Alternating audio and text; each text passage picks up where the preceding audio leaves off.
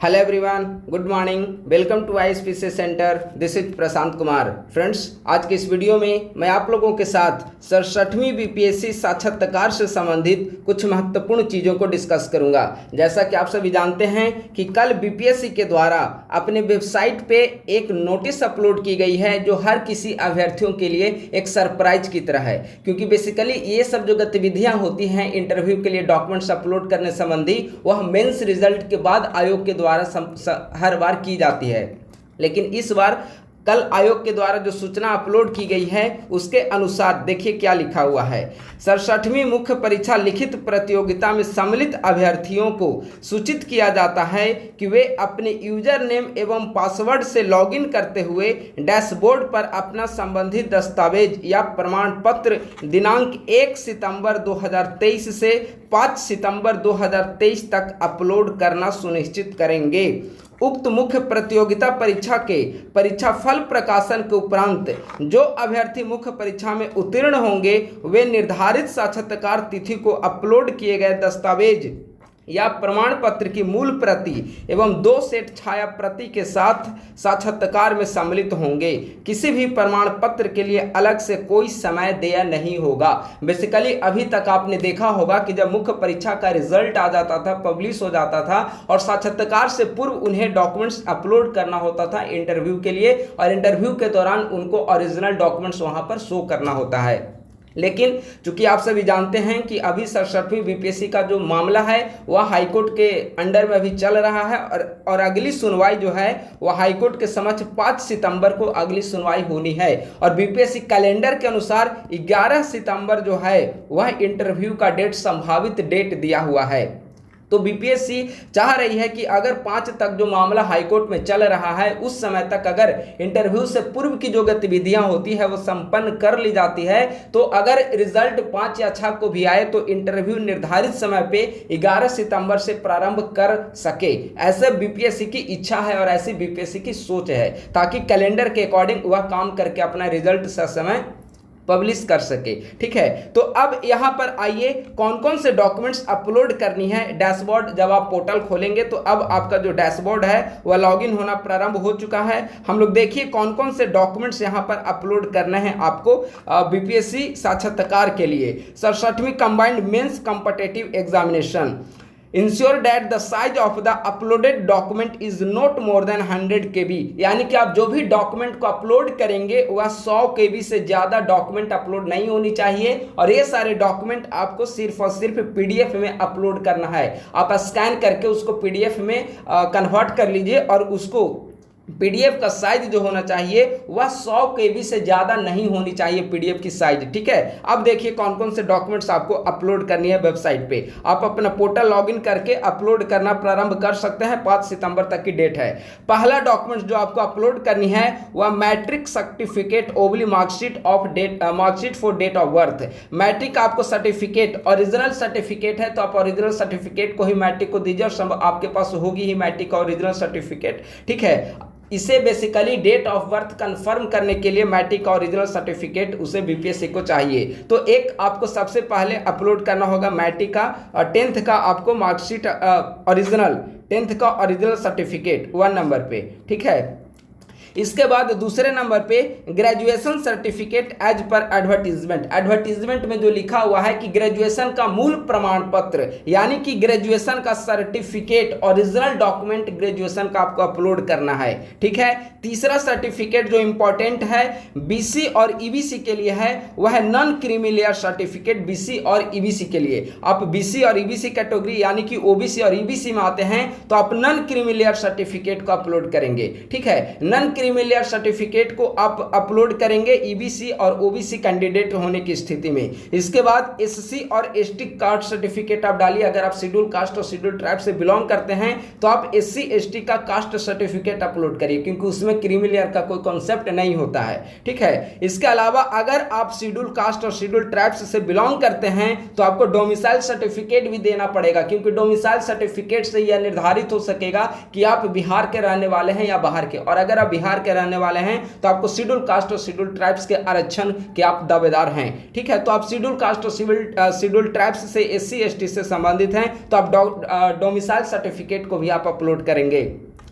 EWS वाले income certificate को upload करेंगे या संपत्ति असेट सर्टिफिकेट, लेकिन ये EWS की स्थिति में है। ठीक है, certificate of disability as per advertisement, अगर आप डिसेबिलिटी का दावा कर रहे हैं तो उसका भी सर्टिफिकेट आपको देना होगा जैसा कि एडवर्टीजमेंट में कहा गया है।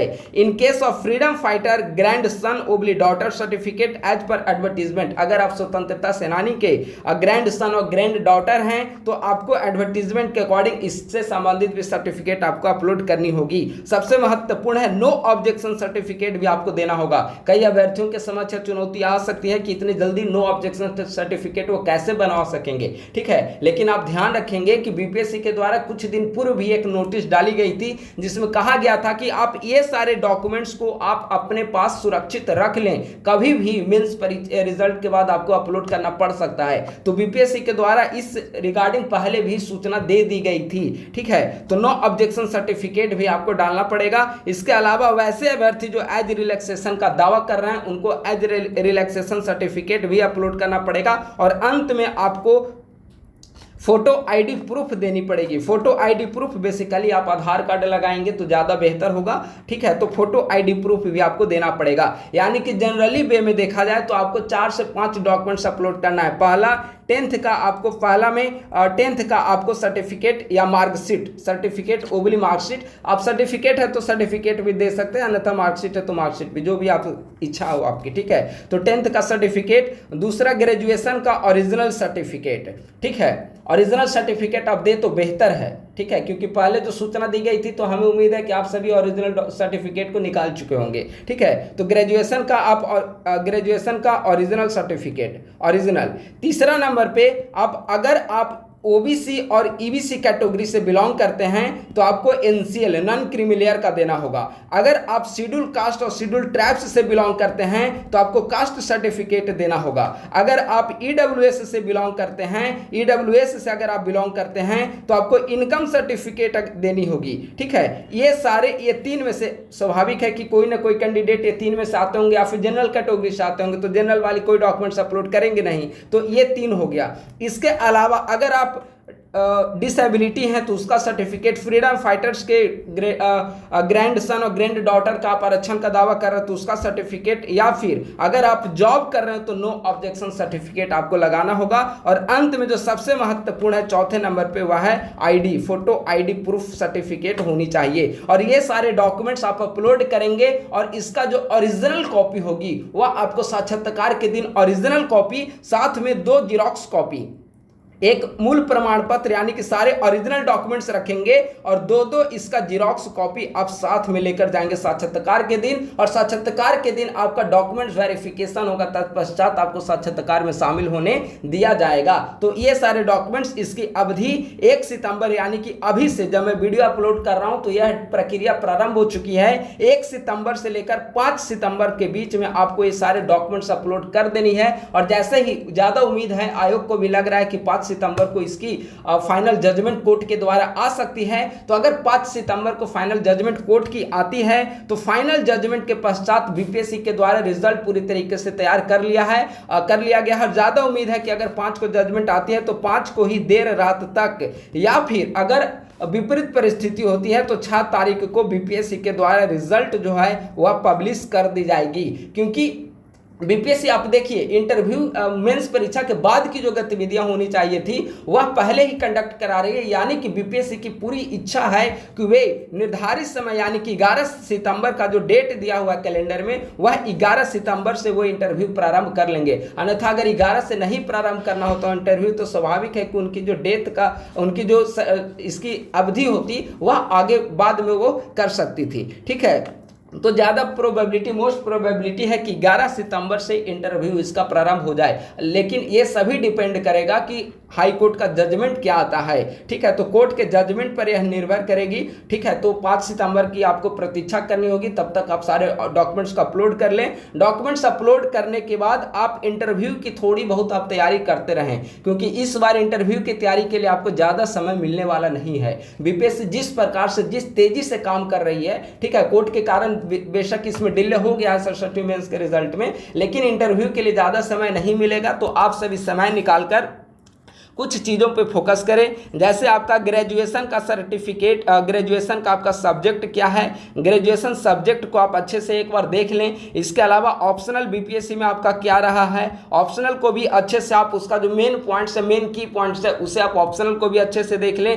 करेंट अफेयर पे आप फोकस रखें। करेंट अफेयर के लिए 2 न्यूज़पेपर आप जरूर पढ़ें, कम से कम एक नेशनल न्यूज़पेपर पढ़ें और एक आप कोई भी लोकल न्यूज़पेपर पढ़ सकते हैं। कम से कम 2 न्यूज़पेपर पढ़ने की आदत अभी से आप डाल लीजिए। कई सारी ऐसी घटनाएं हैं जो भारत में घटित हो रही है। G20 का समिट होने वाला है, मणिपुर मामले हैं, कई सारे ऐसे इशू हैं जिसे आप करेंट अफेयर न्यूज़पेपर के माध्यम से ही आप कवर कर सकते हैं और आपकी अवेयरनेस न्यूज़पेपर के माध्यम से ही आ सकती है। ठीक है, तो इसके अलावा बिहार से संबंधित कुछ गतिविधियों को आप देख लेंगे। बिहार में कई सारे इशूज चल रहे हैं, उसके बारे में आपको जानकारी रखना होगा। और अंत में जो भी आपका बायोडाटा है, बायोडाटा पे आपको काम करना होगा। बायोडाटा से संबंधित या फिर आप जो भी पद वरीयता आप देते हैं, पद वरीयता बीपीएससी साक्षात्कार के दौरान, तो पद वरीयता स्टार्टिंग का जो 4-5 पोस्ट है उसके बारे में आपको पूरी जानकारी रखनी होगी। अगर आप एसडीएम वगैरह पहले नंबर पे देंगे तो स्वाभाविक है कि आपसे वहां पे कुछ तत्काल डिसीजन लेने वाले जो प्रश्न होते हैं वो कई सारे प्रश्न आपसे पूछे जाएंगे। इसके लिए आपको पहले से तैयार रहना होगा। तो साक्षात्कार के लिए आप समय निकालिए। हालांकि 69वीं प्रीलिम्स का भी समय आ रहा है, तो थोड़ा सा चैलेंजेस बढ़ गई है दोनों के बीच कॉम्बिनेशन में, लेकिन फिर भी आपको दोनों को मैनेज करके चलना होगा। आप अभी समय है जब आप थोड़े बहुत आप ध्यान दे सकते हैं, और आप कोशिश करिए कि इन सारे सब्जेक्ट पे थोड़ा थोड़ा आप ध्यान देकर इसे अच्छे से कंप्लीट कर लें। ठीक है, बाकी ये सब डिसीजन डिपेंड करेगी कि 5 तारीख को क्या हाई कोर्ट की जजमेंट आती है और बीपीएससी कब रिजल्ट पब्लिश करता है, तभी ये डिपेंड करेगा कि 11 तारीख से आपका साक्षात्कार पब्लिश हो। लेकिन मोस्ट प्रोबेबल इस सूचना का तात्पर्य जो निकाला जा सकता है वो यही है। ठीक है, तो ठीक है, बस आज के वीडियो में इतना ही। जैसे ही मुख्य परीक्षा का परिणाम प्रकाशित होगा, इंटरव्यू के लिए एक डिटेल वीडियो आप सभी को अपलोड कर दी जाएगी, और उसके माध्यम से आप साक्षात्कार की तैयारी कैसे करें इसके बारे में आप सभी अवेयर हो पाएंगे। बस आज के वीडियो में इतना ही। थैंक यू सो मच, बहुत बहुत धन्यवाद।